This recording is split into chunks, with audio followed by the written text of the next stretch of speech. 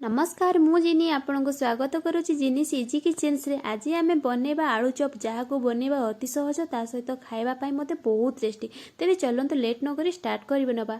प्रथमे तो कड़ाई उपरे किसी सरिष तेल एड करनवा। सरिष तेल रे बनैले बहुत भल टेस्ट आए। तापर आम ए तेल गरम हो गला पंच फुटण एड करवा। ता सहित भुर्संगा पत्र को एड करवा।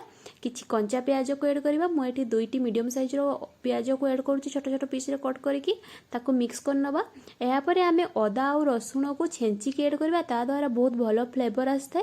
तो मुझे छेंचिकी एड करुच्ची से पियाज उपरे आ भल के मिक्स करनवा। ता सहित गोटे मुड़ी कंचा लंका एड करुच्ची जहाँ को आपण छोट छोट पीस कट करके एड करि पारबे। बहुत भल टेस्ट आए।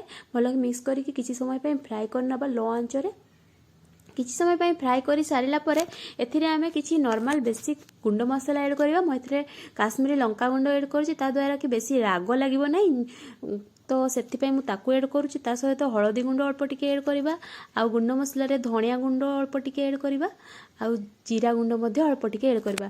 एई सब गुंड मसला को ऐड करिकि किछि समय पय आमे मीडियम आंच रे फ्राई करनबा। फ्राई करि सारला पर एथिरे अल्प पानी ऐड करबा। पानी ऐड करिकि आमे गुंड मसला को सिजिबा पय दबा। भलो कि मसला कसी हे गला भितरे एपटे हमर आलू मध्ये मु सिजेई कि रेडी कर नेछि। ताकू चुपा छड़ी नेछि। आको आमे हाथ रे चकटी दबा। ता द्वारा कि आमर आलू चॉपर टेस्ट भलो आसी थाए। तो एबे देखंतु मोर मसला मध्ये बहुत भलो भाबरे कसी हेकि रेडी हेगलानी। तेल मध्ये छाड़ी गलानी। एबे एबे आमे आलू को ऐड करनबा। आलू ऐड सरला परे आमे एथिरे स्वाद पय लूण ऐड करनबा। कोन पय ना मु लूण प्रथम टोटाली लूण एड कर नथिले से हिसाब लूण को ठीक मात्रा रे एड करनबा। ता द्वारा टेस्ट भलो आस्ते। एहा परे आमे किछि धनिया पत्र को काटी के एड करनबा। धनिया पत्र दबा आवश्यक मोर बहुत पसंद से बहुत मात्रा रे एड करिछि। आपण चाहिले कम करके एड करि परिबे। तबे धनिया पत्र एड करके भलो के मिक्स करके आ गोटे पात्र को काढी नबा ठंडा हवा पय दबा। ठंडा हवा भितर एपटे आमे बेसन प्रस्तुत करनबा। एटी मु 1.5 कप पाखापाखि बेसन नेछि। ता सहित खाइबा सोडा अल्प टिके नेछि। हळदी गुंड अल्प टिके नेछि। आ स्वाद पय लूण एड कर नेछि। एहा को भलो कि प्रथमे मिक्स करनबा। एहा परे आमे अल्प अल्प पानी एड करके पिठाड़ू टाइप रो गोटे बटर तैयारी करनबा। जहाँ कि बेसी पतला हबनी कि बेसी बहले हबनी तार कन्सिस्टेंसी एमिति ही रहिबा दरकार। एबे हमर आलू मध्ये ठंडा हेकि रेडी हे गलानी। तो आमे ताकू गोल करि नबा। तापरे ताकू तार आकृति एमची चेपटा करनबा बा हाथ रे प्रेस करनबा। टिके चेपटा आकृति देनबा। सेही प्रोसेस रे सब आलू को रेडी करनबा। एबे हमर बेसन रे डीप फ्राई करनबा। बेसन रे बुडेकी तेल मध्ये बहुत भलो भाबरे गरम हे गलानी।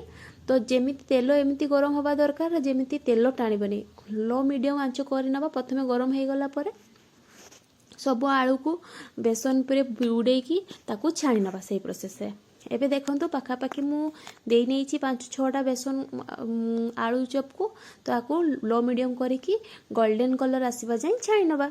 एबे देखंतु मु अलटै नउची जोडा फास्ट देइथिले सेगा टिके अधिक कलर हेछि। तो प्रथमे ताको काढी नबा। ता नहने सेम कलर आसीबो नाही। बेसी कलर हे जिवो तो भलो टेस्ट आसीबो नाही। तो एबे देखंतु मोर अलटै नेछि। सेही प्रोसेस रे सबु को छाणी की रेडी करनबा। मु ए दुईटी को प्रथमे काढी नेबी। ता नहने अधिक कलर हे जिवो तो भलो टेस्ट आसीबो नाही। देखंतु एबे हमर आलू चॉप केते सुंदर कलर देखा जाउची। तो सही प्रोसेस रे सबु को छाणिकी मोठी रेडी मध्ये करि याको आमे मुढ़ी सहित खाइबा पय बेसी पसंद करू। आपण का सहित खाइबा पय पसंद करंती निश्चित भाव में कमेंट करिवे। आ आलू चॉप सहित मु मटर तरकारी मध्ये करथिली। तो आमे आलू चॉप मटर तरकारी मुढ़ी सब खाइलु। निश्चित भाव में जदि वीडियो पसंद आसी प्लीज लाइक शेयर सब्सक्राइब करिया पय जम्मा भी भूलिबे नाही। रहउची पुणी देखा आ गोटे सुंदर रेसिपी सहित। Bye bye.